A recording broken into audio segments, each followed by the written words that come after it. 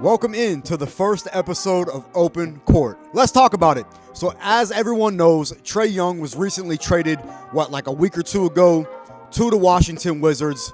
And as a Hawks fan, it was only right to make this my first video official drop of the rebranded channel. Now I know I'm late to the party, I get it, but I feel like I had to make this video and give y'all my thoughts and reaction as a lifelong Hawks fan. And let's be honest, Trae has been in trade rumors for the last 2-3 seasons now. So I'm not gonna say that I'm surprised that he was traded. I kind of actually have been expecting it this season, the way that the Hawks have played without him, the way that they looked with him. Now, granted, it was a very small sample size with him on the court this year, next to Nikhil and with Porzingis. I mean, with Porzingis' injury, they barely got any court time together. So we didn't really get a true look at what this team could have looked like with a healthy Trae Young, with a healthy Kristaps, which that's like a once in a blue moon that we get a healthy Kristaps. But it is what it is. You know, Trae is now in Washington. And when you look at the trade itself, I want to talk about it from all perspectives. I want to talk about it from the Hawks perspective. I want to talk about it from the Wizards perspective. And I want to talk about it just in general as a whole. Now, when you look at the overall landscape of the trade, obviously it was for CJ McCollum and Corey Kispert. And when you look at a guy of Trae Young's caliber, you first think to yourself, damn, that's all they got for Trae, who's an all-star, who's a former All-NBA player. It's sad to see, I ain't gonna lie. Not even getting a pick back in return, you know, that's just extremely disappointing. And it just shows what Trae's value around the league is. And we're kind of starting to see the same with Ja Morant in the potential trade that he could go for.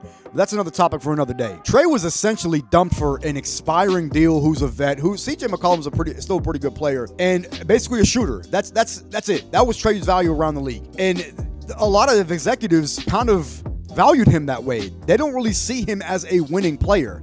They don't really see him as a player that can contribute to winning a championship.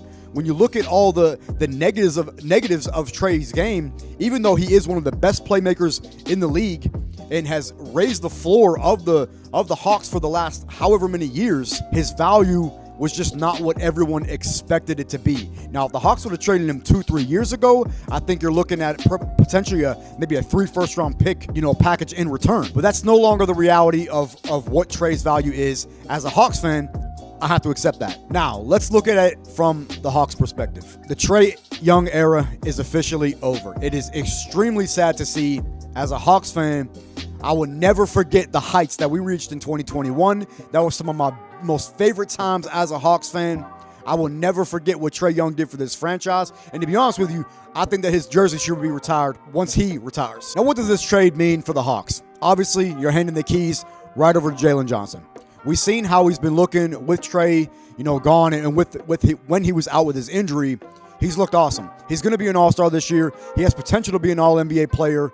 He's raised his game in almost every aspect, minus his defense, which has taken a hit, which I think that comes with the offensive scoring load and everything like that he has had to take on. Get a vet back in CJ McCollum, who's on an expiring deal. I don't really see him being a part of this future even for the next couple of years. And you get a shooter in Corey Kispert, who I think fits pretty nicely with the Hawks. The game that he brings, they needed another shooter. They needed a guy who can not only just shoot but put the ball on the floor. But the biggest thing of this trade, the biggest, outlook of this trade is the financial flexibility that it brings. When you look at the financial flexibility, I think the Hawks really had a hard time wrapping their head around paying Trae Young, a $200 million contract extension, and rightfully so. And that's the reason why they could not come to a contract extension this prior offseason. So I wouldn't say that the trade was inevitable, but it was likely at that point, knowing that the Hawks were not going to pay him. Now, this opens up a ton of potential avenues of bringing in another guy. Maybe Anthony Davis, maybe Domantas Sabonis. We'll have to wait and see. But the Hawks desperately need a defending, rebounding big, because unfortunately, Okongwu, that's just not his game. We'll have to wait to see what the Hawks truthfully want to do at the deadline, or wait till the offseason to bring in another guy, another all-star caliber player. But in the grand scheme of things, they have all the flexibility in the world now to make a lot of roster changes and really start to build a contending team going forward. Now, before I talk about the Wizards' perspective, I want to talk about Trae's farewell post real quick. And I'll be honest with you, I didn't love it. Looking and reading what he posted on Twitter and Instagram after he got traded, I didn't really feel the heartfelt message, the message to the fans of him leaving Atlanta like we saw with Luka when he left Dallas. He didn't thank the fans once. He didn't thank the organization. It seemed like he was kind of being petty, taking shots, almost like he was salty. I think he could have put a lot more, I guess, heart into it. Now, I'm not in Trae's mind. I don't know what he was feeling in that moment. I don't know what he's feeling now. But when you look at a guy who's been with this franchise for the past 8 years or so, and that's the farewell message that Atlanta gets, the fans get, I really don't love it. I don't know how to feel about it. It just kind of bothers me. It irks me. But it is what it is, man. Now, let's shift to the Wizards' perspective. I actually love this trade for the Wizards. When you look at a very low-risk, high-reward type of move, this is what that is for the Wizards. They didn't really give up anything.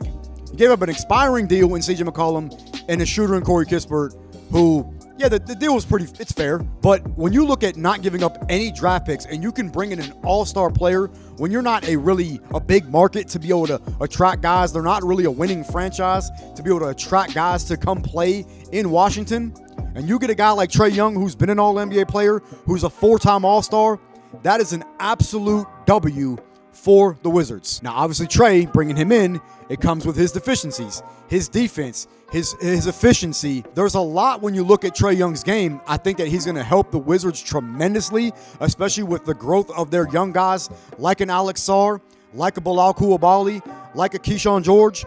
Guys like that, they're going to really flourish under Trae Young and get better. You know, with the playmaking that he brings, it's only going to help them young guys out. Now, are they going to be a playoff team, going forward? We'll have to wait and see. I think that he can get them at least into the play-in. Obviously not this year because they're so far down in the standings.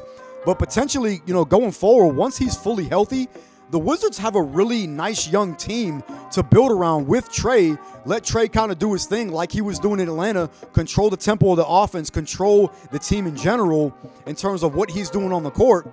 And I really like this move for the Wizards because they haven't had that since really John Wall and Bradley Beal. They haven't had a point of attack type, not point of attack, I guess that's not really the right terminology, but the playmaking type guard in the last several years. Now, are we going to even see Trae Young in a Wizards uniform this year? To be honest with you, I don't think so. I think words are hard. They are eventually going to shut him down for the rest of the season, kind of like the Raptors did with Brandon Ingram last year. You didn't really see Brandon Ingram play much with the Raptors. I think he played a couple games. We may see Trae return for a couple games, and then he's going to be on the injury report. And I think eventually we see the Wizards shut him down. They don't want to hurt their draft stock. They have a potential top 5 pick this year. If it lands outside the top 8, it does go to New York. So they want to stay within the top 8. Obviously, if Trae is healthy and he comes back, he raises your floor.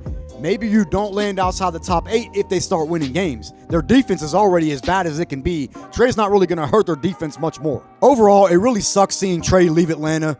The fact that he's in Washington now, having to watch him in a Wizards uniform, seeing him in a Wizards uniform, just doesn't sit right with me. It doesn't feel right to me. But hey, that's the business of basketball. That is the business of the NBA. Us as fans, all we are is spectators. And we will see what happens with Trae Young now as a Washington Wizard. I'm gonna leave it there, y'all. Drop your thoughts down in the comments. Let me know what y'all thought about this trade and Trae's farewell post. Drop a like on the video, subscribe if you're new, and I'll catch y'all next episode.